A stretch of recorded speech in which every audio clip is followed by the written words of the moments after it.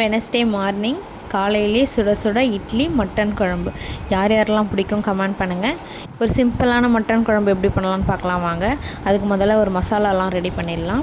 கடாயில் எண்ணெய் ஊற்றி பட்டை லவங்கம் கிராம்பு அதெல்லாம் போட்டு மிளகு ஒரு ஸ்பூன், சீரகம் ஒரு ஸ்பூன், வெங்காயம் தக்காளி பச்சை மிளகாய் நல்லா வதக்கிட்டு அதை ஆற வச்சுட்டு அரைச்சி எடுத்துக்கலாம்.